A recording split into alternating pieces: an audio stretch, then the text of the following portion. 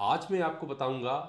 Torn ear lobe के बारे में या स्प्लिट ईयर के बारे में। ये स्प्लिट ईयर या टॉर्न ईयर लोब होता कैसे है। आप बड़ी रिंग पहनते हैं या बहुत हैवी ईयर के कोई ऑर्नामेंट्स पहनते हैं तो एक कंटिन्यूअस ड्रैग एंड प्रेशर की वजह से वो जो ईयर के लोब्यूल में जो होल होता है वो अक्सर बड़ा हो आता है। किसी ने अगर एक्सीडेंटली कान के रिंग को खींच लेता है या कोई ट्रॉमा हुआ आता है, कोई चोट लग जाती है, तो उस कंडीशन में भी हो सकता है। बट यूजली ये देखा गया है कि कुछ लोगों के ईयर लोब में टिश्यूज जेनेटिकली वीक होते हैं, इसलिए उनके ईयर में स्प्लिट होने की पॉसिबिलिटी थोड़ा सा ज़्यादा होती है। तो ऐसे लोगों को मैं सजेस्ट करूंगा कि वो कभी भी हैवी ऑर्नामेंट्स या हैवी रिंग ना पहने, या कभी अगर किसी ओकेजन जरूरत पड़ती है तो जो ईयर सपोर्ट के साथ कुछ ऑर्नामेंट्स होते हैं, जैसे कनौती जिसको बोलते हैं, उसके साथ पहनेंगे तो उस ऑर्नामेंट का लोड आपके ईयर लोब पर नहीं पड़ेगा और ये टॉर्न होने से बच सकता है। स्प्लिट ईयर को ठीक करने के या टॉर्न ईयर लोब को ठीक करने के हमारे पास ऑप्शंस क्या क्या होते हैं। अक्सर ये देखा गया है कि लोग किसी भी अनक्वालिफाइड पर्सन के पास जाते हैं जो वहाँ पर कोई केमिकल लगा करके या ग्लू लगा करके उसको रिपेयर करने की कोशिश करते हैं। तो मैं आपको वार्न कर दूं, अगर कोई केमिकल लगा करके आपके ईयर को चिपकाने का कोई प्रॉमिस करता है या कोई ग्लू लगा करके उसको रिपेयर करने की प्रोसेस करना है, तो ये टोटली अनसाइंटिफिक है। इसमें स्कारिंग की पॉसिबिलिटी बहुत ज़्यादा होती है और एक ये बहुत ही टेम्परेरी मेथड होता है और बाद में अल्टीमेटली आपको सर्जरी के लिए या उसको रिपेयर करने के लिए प्रॉपरली आना ही पड़ेगा। केमिकल लगाने की वजह से या ग्लू लगाने की वजह से वहाँ पर केमिकल बर्न हो जाता है, जिसकी वजह से आपका ईयर लोब परमानेंटली डिफॉर्म हो सकता है, परमानेंटली स्कार्ड हो सकता है, जिसमें सर्जरी करने के बाद भी इसको ठीक करने की पॉसिबिलिटी नहीं होती है। टॉर्न ईयर लोब या स्प्लिट ईयर को ठीक करने का, रिपेयर करने का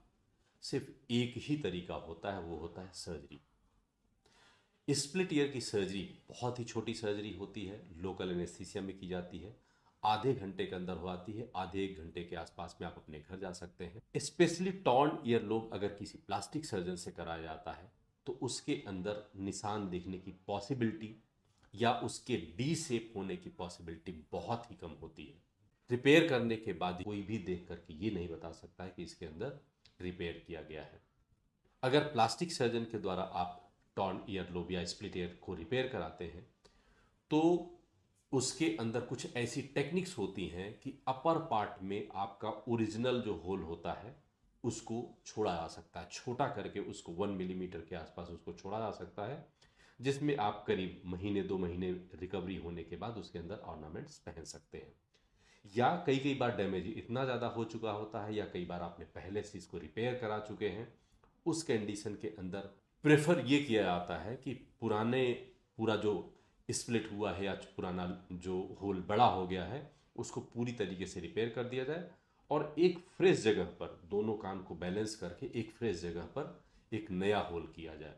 जो immediately at the time of split year surgery भी हो सकती है। और आप प्रेफरेबली ये भी कर सकते हैं कि एक बार हीलिंग कंप्लीट हो जाए तो फ्रेश तरीके से फ्रेश पॉइंट पर उसको ईयर को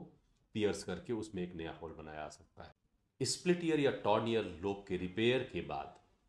इसके अंदर कुछ बहुत ही महीन क्वालिटी की स्टिचेस लगाई जाती हैं। ये स्टिचेस करीब 7 से 8 दिन के आसपास निकाल दी जाती हैं।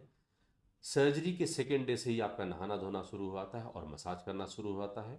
और एडवाइस दी जाती है प्रेफरेबली अगर कोई भी ऑर्नामेंट आपको पहनना है तो एक बार कंप्लीट रिकवरी मजबूती आ जाए, रफली 2 से 3 महीने के बाद आप ऑर्नामेंट उसके अंदर पहनेंगे तो ये हमेशा के लिए बेटर रहेगा। हीलिंग होने के बाद उसको रीकरेंस होने की पॉसिबिलिटी बहुत ही कम हो आती है।